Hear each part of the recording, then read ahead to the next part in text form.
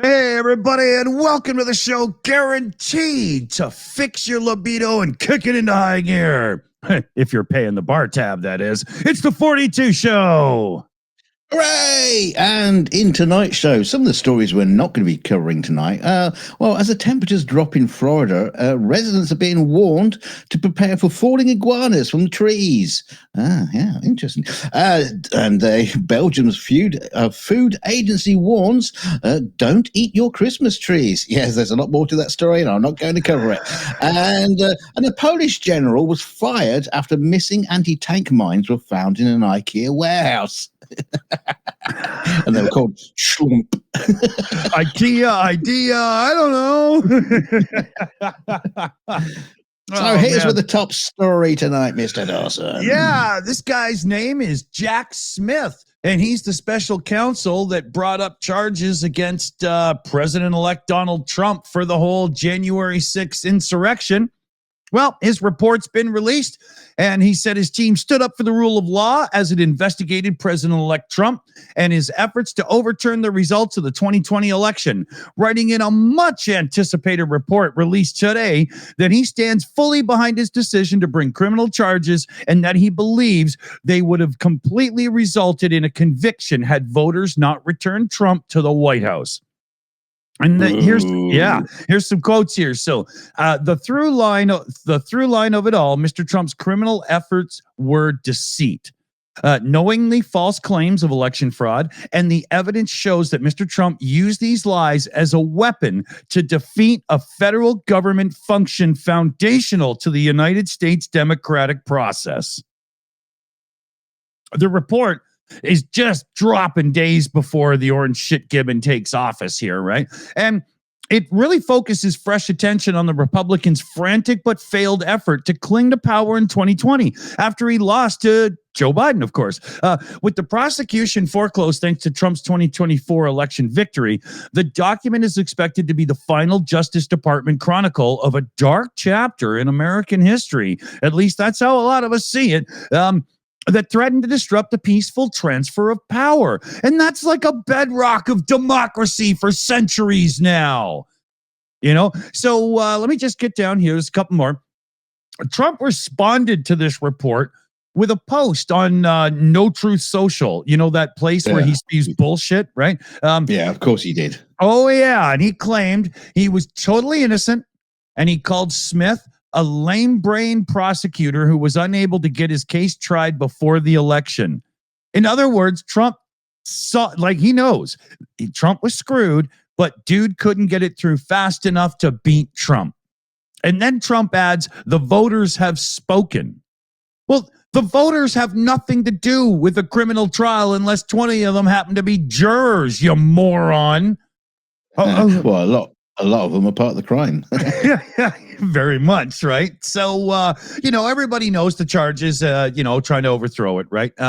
So here's another quote from the report. The department's view that the Constitution prohibits the continued indictment and prosecution of a president is categorical and does not turn on the gravity of the crimes charged, the strength of the government's proof, or the merits of the prosecution, which the office stands behind fully.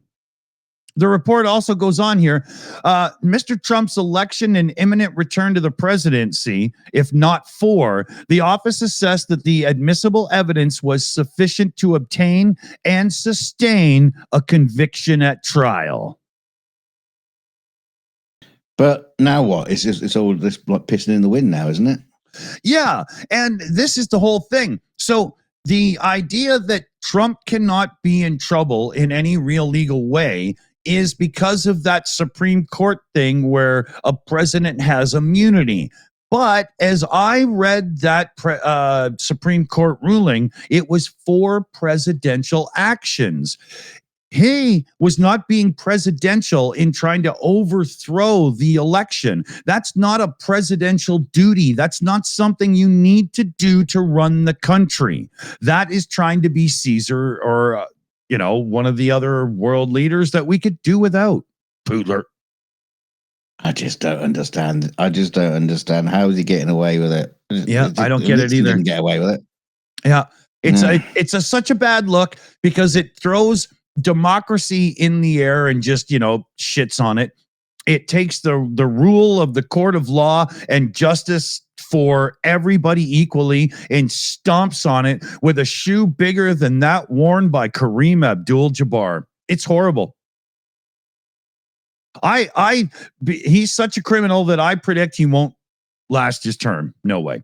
But, we've got lots to cover, and sadly, I think we're going to swing back to this as well. But I will say that we should have given it this one. I'm going to come. Oh, I'd much rather him leave. So where are you talking about coming? Yeah. Yes, because we've joked about this on the show several times, but the UK government has put out a warning saying that sex toys that use Bluetooth could be vulnerable to being hacked by malicious third parties. Oh. And I don't mean when you're having a threesome, not like that. No, but your remote sex toys are designed to allow a device to be used in one location while being controlled by someone in another. A bit like my sex life. Research for the Department for Science, Innovation and Technology said cyber attacks could also cause physical harm, such as overheating the device. Isn't that just using it a little bit too rigorously? I don't know. Slow down, honey. This thing's getting hot. Sit there on the phone going like this. They say harm could also be caused through the disclosure of sensitive personal information such as names, sexual or gender orientation, lists of sexual partners, information about the device usage, or intimate photos and video.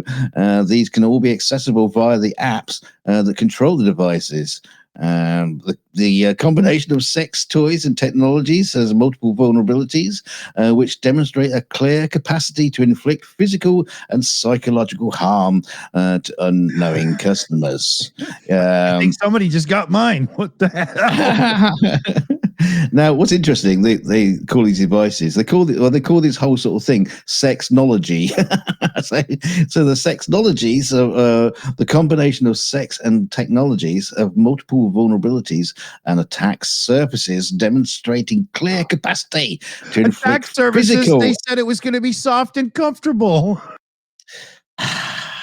Let me finish the fucking sentence. Anyway, where was I? I lost now. Anyway, key technical vulnerabilities include their Bluetooth connectivity that links a companion app with a smart device.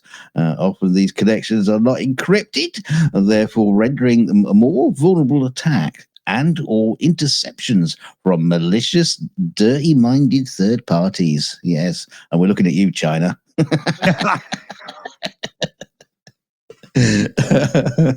Yeah, so yeah, just watch out when you're rubbing one off with one of those machines.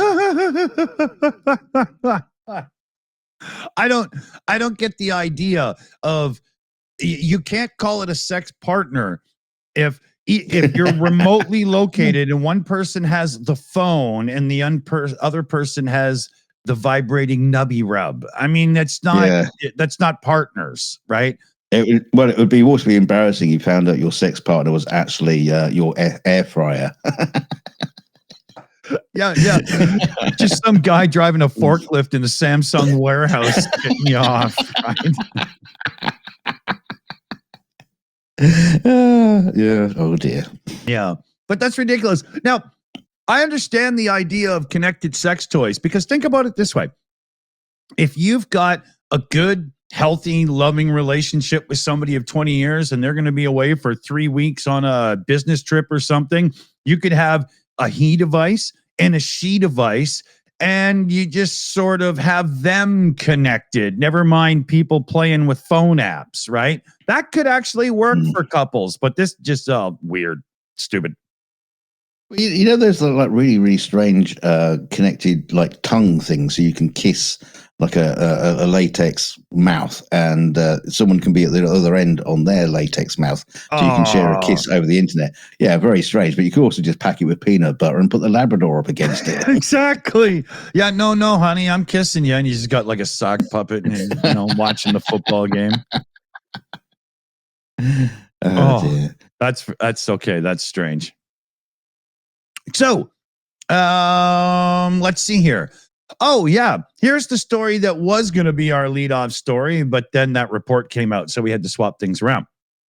Sorry, it's this idiot. But Free Our Feeds is an international collective of tech leaders, and they're launching a fundraising campaign to try and keep Bluesky out of the hands of billionaires. The group, whose supporters include Wikipedia founder Jimmy Wales, Mozilla Foundation president Mark Surman, they're looking to raise about $30 million over the next 3 years. Seriously, you people, you get that in a year in your pay. Come on. But the mission here is to back Bluesky's open source mission, even in the event that Bluesky themselves fail. So the money will be used to establish a public interest foundation to support the platform's open source software and build independent infrastructure to ensure users have access to control over their data, regardless of Bluesky's corporate decisions. Now, Nabia Saeed, executive director of Mozilla Foundation, is helping lead the collective. Actor Mark Ruffalo, the guy that goes all green and freaks out in the Avengers movie, is also a supporter. Some cat from Montreal, Baudouin, is one of the 9 Freed's custodians charged with setting it up. And they're going at the idea that because Bluesky is based completely open source, if the company falters in any way or starts going off the rails, they will have a complete open source backup of all the tech and whatnot and can just keep it running. This is what I'm getting from it, because there's a lot of, my God, we're great in this, and not enough details. But from what I'm getting, that's kind of sounds like what's going on. So, but they want to make sure that Bluesky can't be gobbled up by a billionaire. And I'm going to tie one story into another here. So we have this one where, it's Idiot Boy again. Sorry. But Chinese officials are now reportedly discussing selling TikTok's U.S. operations to Musk as the threat of this ban still looms overhead. So a couple of anonymous sources familiar with the matter have spoke now and said Chinese officials, now that doesn't sound like business officials, it sounds a bit government, but they don't clarify, would strongly prefer that ByteDance remain in control of TikTok. But if the Supreme Court thing goes through, they want to be prepared with contingency plans. And the supposedly top plan in motion right now is one where Musk's X would absorb TikTok and it would come under Musk.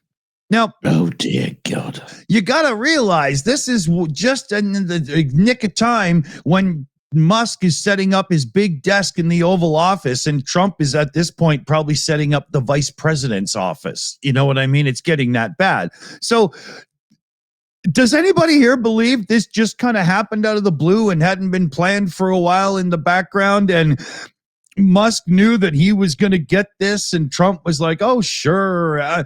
This is so insider dealing backwards and corrupt and whatnot. It's I got no more words. It's just that bad. I think it's also as well that I think if China thinks that Musk gets hold of it, they'll do his bidding anyway, and anything he does will just be perfect for him, because it will just ruin, the West culture and everything, just destroy it. On the same note, if the average American citizen thinks giving their information to Elon Musk is safer than the Chinese government, I would like to hear the argument for it, because I don't think I agree. It's just as bad, in my opinion.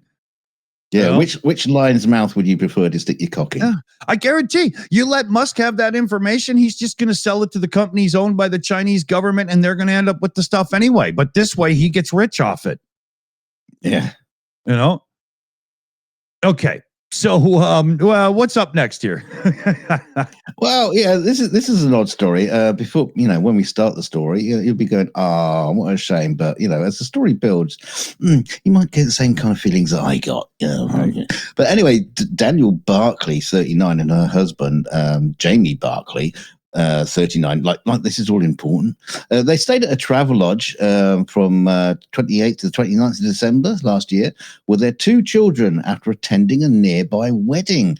After the dad discovered the key card to their room had stopped working, they sat in the corridor for an hour while their crying daughter Marley 8 and her son Jensen 12. Yeah. Okay, so she was crying. We went to the wedding and got back at 10 to 12. The kids were getting tired and everything, so we thought we'd just come back, and the wedding was finishing anyway. So the bar's shut, so let's go home. So they went back to the hotel, and the key card wouldn't work, and they went straight to the reception, and the lady was lovely and said, "Oh yeah, I'll come and have a look at it." She couldn't get it to work either. She kept trying and trying. She rang the manager, but the manager was apparently in Belgium and really couldn't do much to help. And there was nobody else to help her. We've been sat on the corridor floor for like an hour, and my daughter was crying and upset because she was worrying and panicking that we weren't going to get into our things out of the room. With no spare rooms available in a fully booked hotel, they were shocked to be offered a makeshift bed in the laundry room after declining the offer of moving to a different hotel 20 miles away. Daniel says she expected the chain to have a spare room held back for situations like this so that no one would ever have to sleep in the laundry room. Travel Lodge apologized. Never heard of money? They don't just, we'll leave a third of the place open in case a bus full of basketball players need to stay in a storm. Hold your temper. It's going to get worse. Travel Lodge apologized and admitted they had fallen short of their usual high standards of customer care, but would be offering a complimentary stay and full refund. While the family have now received that refund, the mum of 2 revealed that she feels like she'd never stay in a Travel Lodge ever again. I don't think they'll let her. Danielle, she says, it was pretty traumatizing for the kids. The treatment was horrendous, really. It was freezing in there. I had to sleep in my fur coat. Oh, God, you entitled bitch. It went pitch black in there. They weren't given any toilet facilities, although there are toilets in the hotel. We weren't offered a drink. Oh, the bar's shut, Mrs. Oh, come on. It was the most uncomfortable night's sleep. Having to sleep on the uncomfortable concrete floor with just a quilt on the floor is just not acceptable. I'm sorry. Blah, blah. Whinge. Moan. Yeah. They're not on the floor, though. Like, I can see that she's like 3 feet off the ground, unless she's sleeping on her husband. Yeah, they're on a mattress on top of a quilt, with a quilt. Yeah, it looks kind of cozy. It looks like a den, doesn't it? She's whinging and whining away. This is, but they were able to, they got somebody out. And they got the door open, their hotel room at 4:15 in the morning.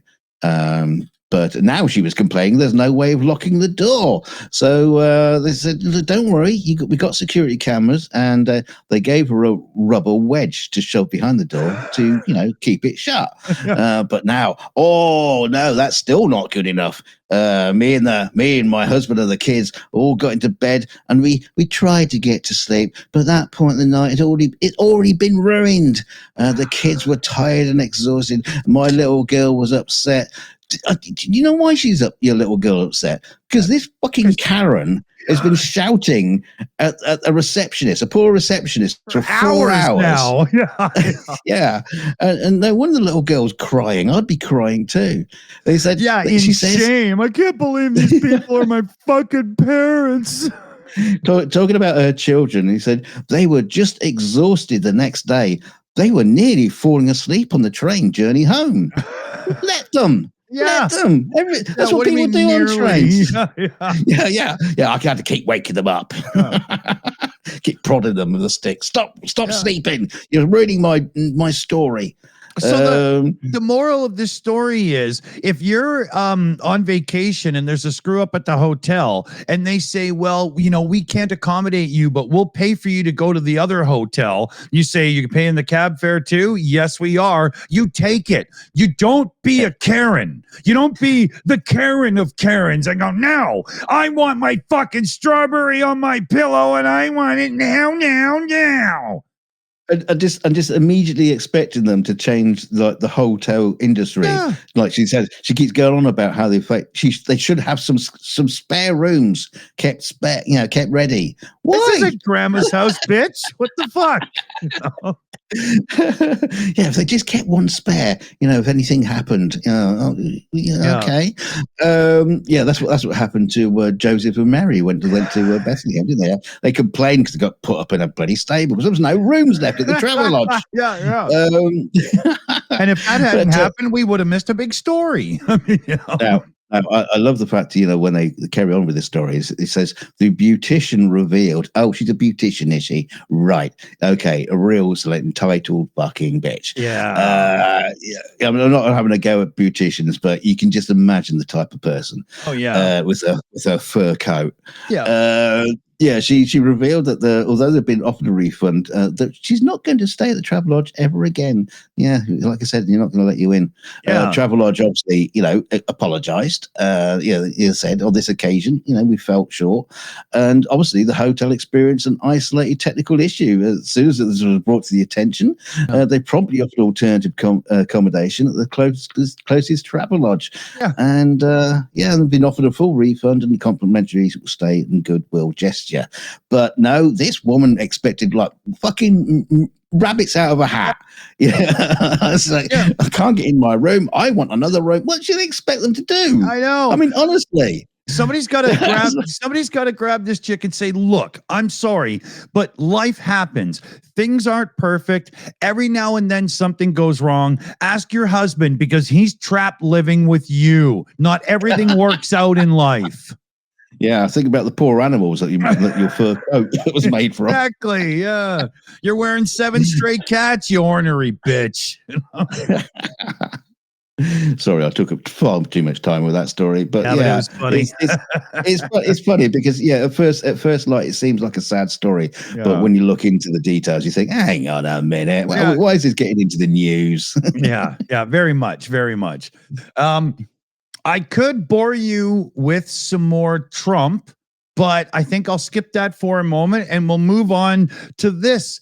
Now, this company, Pluralsight, is a place where you go and pay a fee. They have a lifetime membership, so you don't have to keep paying monthly, and you get all kinds of videos and skills taught to you and stuff. It's like Skillshare, and it's been...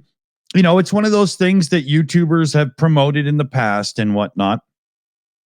And they didn't think that they were treating people like assholes enough. So they ramped it up, and they have just canceled everybody's lifetime membership. Right? So as part of integrating a cloud guru into the Pluralsight platform, we are terminating your lifetime course access license to the software. As of now, as of February 1st, all videos in your library will be removed. We thank you for understanding, and we welcome you to, I think it's a $5 discount off of our new monthly access cloud plans. This is what they just pulled on their customers. So let me show you a little something here.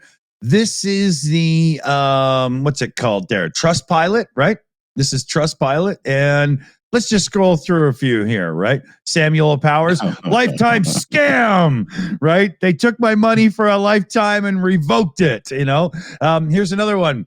Security One, all advertised pricing and terms are lies. And this is what they did. See this now, his review. They just tried to redefine the word lifetime on their purchase agreement, and they did. So if you go to the terms of service, the fine print in their agreement, it's full of things that say words like lifetime and ownership.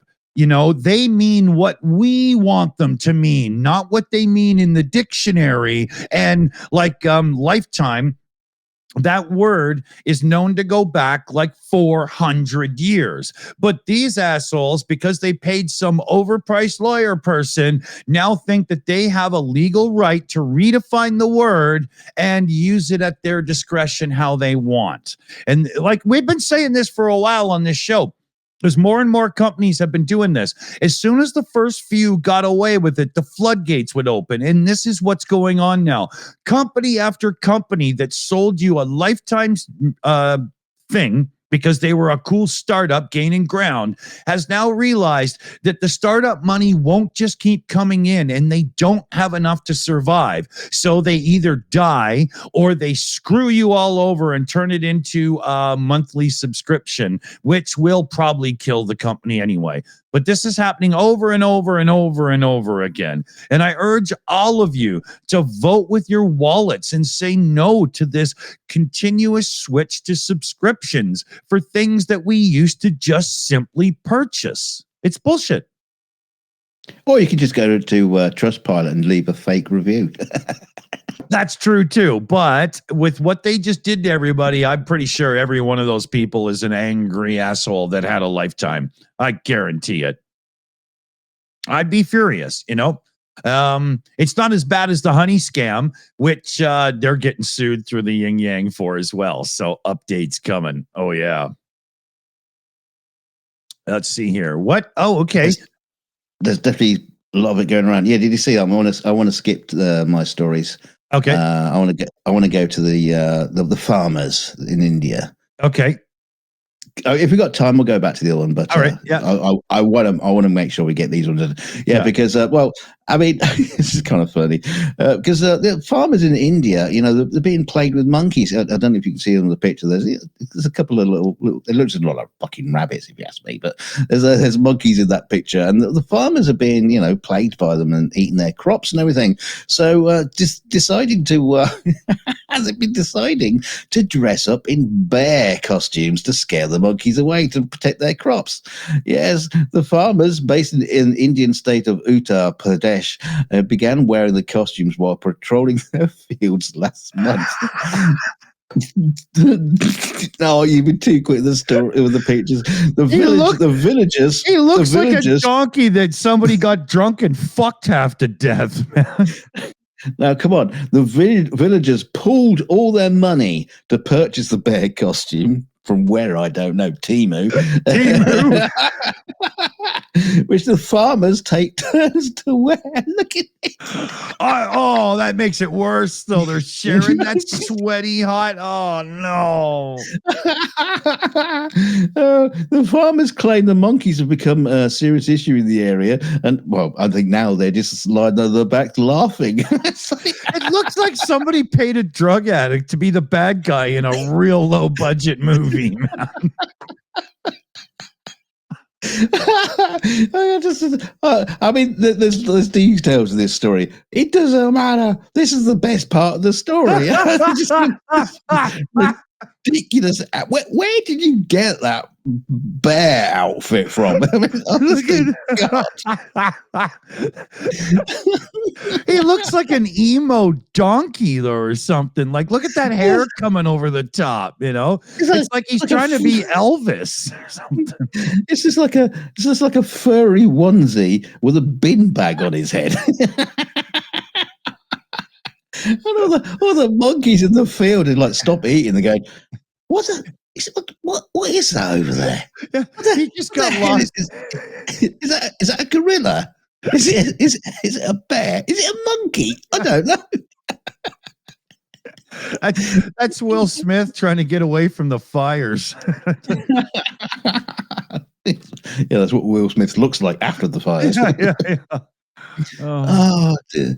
Yeah, there's details of this though, like I say, but at this point, who cares? It's the funniest thing.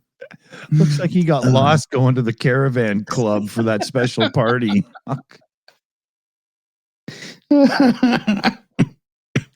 Oh my God.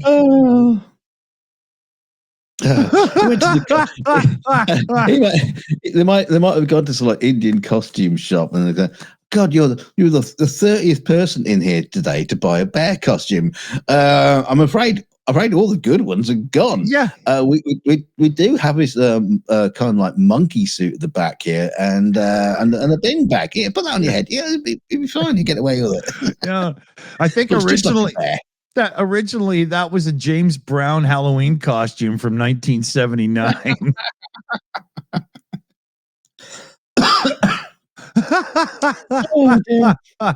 So you'd have much better chance of scaring the monkeys if you put plushy Paddingtons out in the field. Yeah. Little koala bear sticks, Oh God.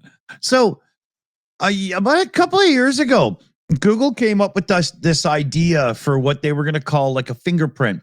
And instead of companies trying to figure out who's who through the cookies and all that for advertising, Google was going to take care of all of that for everybody and come up with a digital fingerprint. So they don't actually tell the advertisers that your name is Dick Dawson or whatever, but that advertisers know for sure you are you on all your different things through your Google account. And Google saw this as a good idea, and the tech public and whatnot flipped right out, so they shelved it. And they only shelved it so that they could bring it out later on when people don't care as much about this stuff, like right now. And this is what's happening. They are updating this thing they're calling fingerprints, and they're bringing it back out. And it takes IP addresses, browser information, app information. It'll take information from Android Auto in your car, every single place it can get it. Connected devices like refrigerators, washing machines. God forbid you people are buying that crap. But you know what I mean?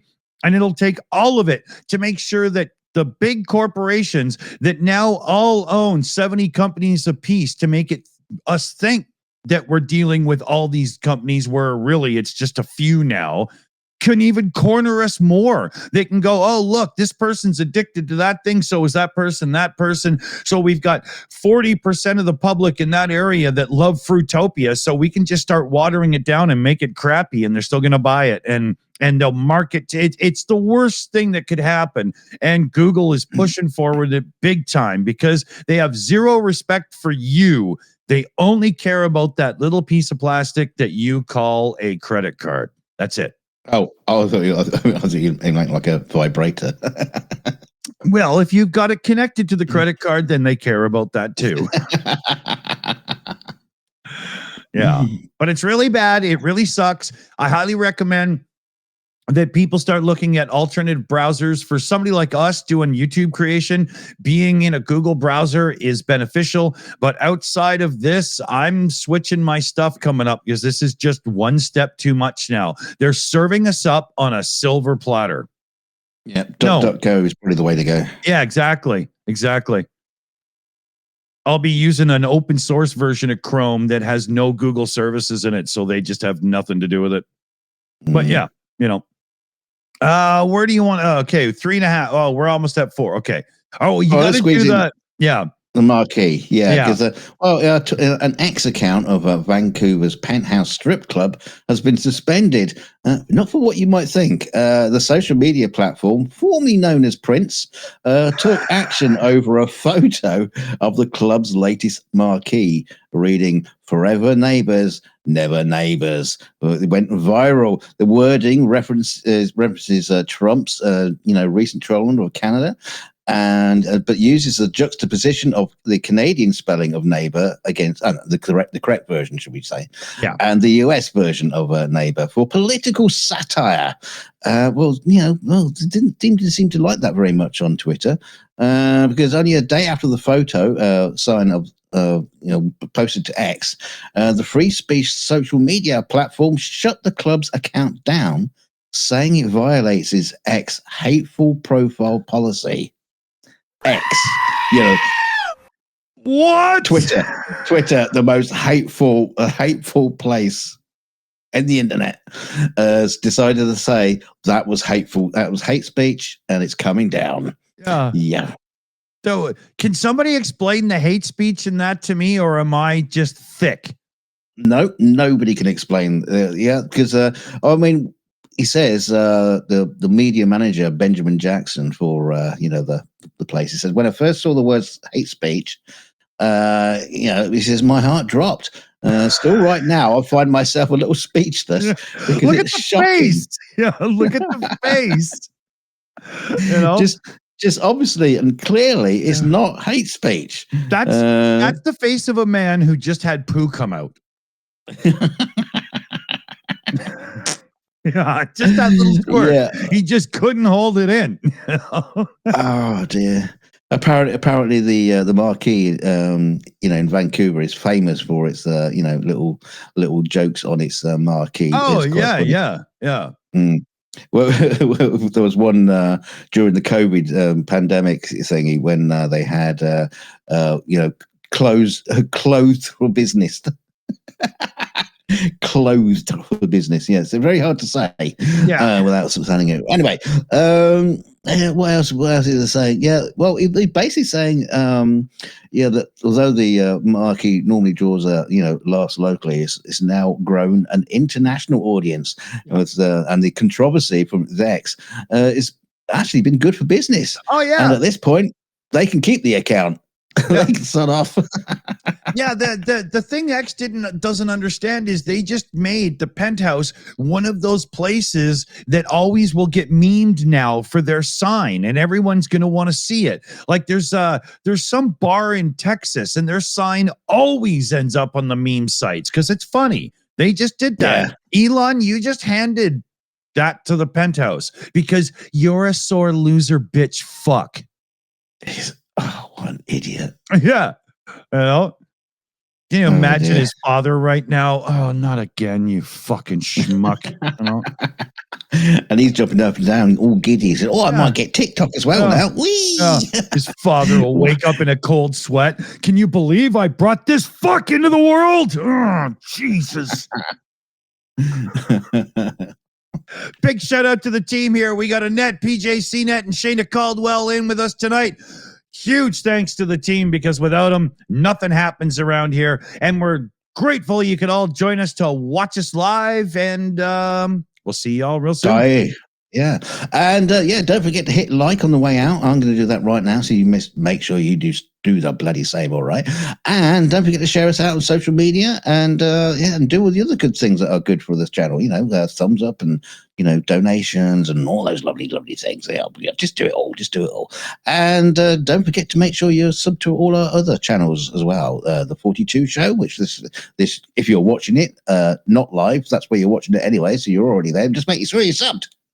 And make sure you join up to our Patreon. The free level works just so you get the notification to join us live for this before we upload it. See y'all soon, everybody.